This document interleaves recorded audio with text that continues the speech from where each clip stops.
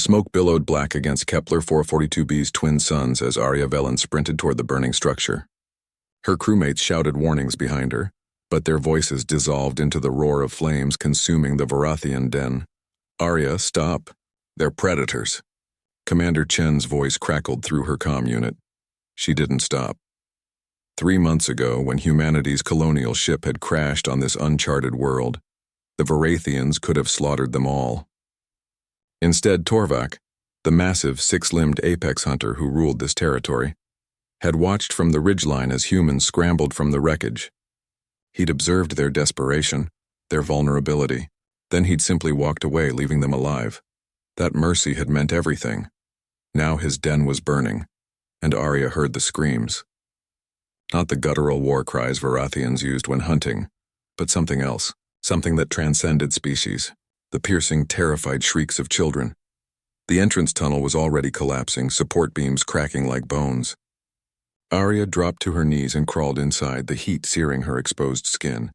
Humanity had survived worse. She'd survived worse. The crash, the famine, the long dark of space. Humans were persistence hunters, evolution's gift to a species too weak to outfight anything but too stubborn to quit. Inside, 5 Varathian cubs huddled in the central chamber, their bioluminescent markings flickering with fear. Each was the size of a full-grown human, covered in chitinous armor and equipped with claws that could disembowel prey in seconds. Their eyes, all 12 of them, distributed across wedge-shaped heads, tracked her movement. The largest cub hissed, a warning that rattled Arya's teeth. "I know," she coughed, squinting through the smoke. "I know I'm food. But not today." The ceiling groaned. A support beam crashed down 10 meters away, sending embers spiraling upward. The cub screamed again, and Arya saw it then, the universal language of terror. They were children watching their world collapse. She moved forward slowly, hands outstretched. The Varathians had 3-chambered hearts and copper-based blood that ran green. They could tear through steel with their mandibles and run down prey at 80 kilometers per hour. But right now they were babies trapped in fire. "Come on," Arya whispered. "Your father showed us mercy. Let me return it." The largest cub lunged. Arya didn't flinch. The juvenile Varathian stopped centimeters from her face, mandibles spread, analyzing her scent. Then it made a sound, a questioning chirp that seemed impossibly small from such a lethal creature. "Yeah," Arya said. "I'm terrified too." She reached out and touched the cub's armored head. It flinched but didn't strike. Arya wrapped her arms around its thorax and lifted. The cub weighed at least 70 kilograms, all muscle and chitin. Her legs screamed in protest. "One at a time," she grunted, staggering toward the exit. The tunnel was narrower now, the flames eating away at the margins. Arya's uniform caught fire. She ignored it, focusing on the shrinking circle of daylight ahead. The cub struggled, panic overriding logic, but Arya held firm. Humans didn't have armor, didn't have claws or mandibles or bioluminescence. They had endurance, stubbornness, the ability to keep moving when every nerve screamed to stop. She burst into open air and collapsed, rolling to extinguish the flames. Her crew rushed forward, pulling the cub away to safety. Medical Officer Torres stared at her like she'd lost her mind. "4 more," Arya gasped. "Inside." "Arya, you'll die." She was already moving. The second rescue was harder. The third nearly killed her. By the 4th cub, Arya's hands were burned raw, her lungs full of smoke. She could barely see, navigating by memory and touch.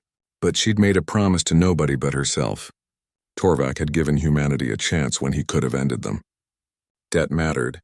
Honor mattered. The 5th cub was the smallest, wedged beneath a fallen beam. Arya had no strength left to lift the obstruction. She lay down beside the cub instead, meeting its dozen terrified eyes. "I can't move it," she admitted. "But I'm not leaving you." The cub made that same questioning chirp. Arya smiled through cracked, bleeding lips. Then she heard it, footsteps like thunder. The beam exploded upward, hurled aside by impossible strength. Torvak filled the tunnel entrance, his massive form silhouetted against the flames. The Varathian Alpha stood 3 meters tall, his armored body scarred from countless hunts. He could have killed Arya with a single blow. Instead, he carefully lifted his smallest cub, cradling it against his chest. Then he reached down with his secondary limbs and lifted Arya as well. She didn't remember the journey out, only waking on cool grass, her crew hovering anxiously. Torvak stood nearby, his 5 cubs clustered around him, chirping and clicking. The alpha's eyes, all 6 of them, fixed on Arya. He approached slowly. Arya tried to stand, but her legs wouldn't cooperate. Torvak lowered his massive head until his mandibles nearly touched her face. For a long moment, predator and human regarded each other. Then Torvak did something unprecedented. He pressed his forehead against hers, a gesture of recognition, of respect. Transcending species. "We are," he rumbled in the broken human language he'd been learning. "Not enemies." Arya laughed, the sound ragged and raw. "No, we're not." Behind them, the den collapsed completely, flames reaching toward the twin suns. But 5 cubs lived.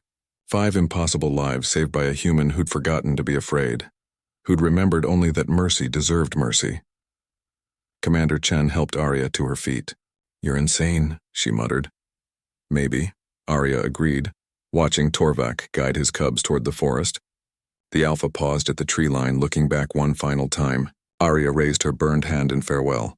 Some things were universal: fire, fear, and the simple truth that children, any children, were worth saving. That was the day the Forathians learned what humanity meant by honor, and humanity learned that sometimes the fiercest predators had the deepest hearts.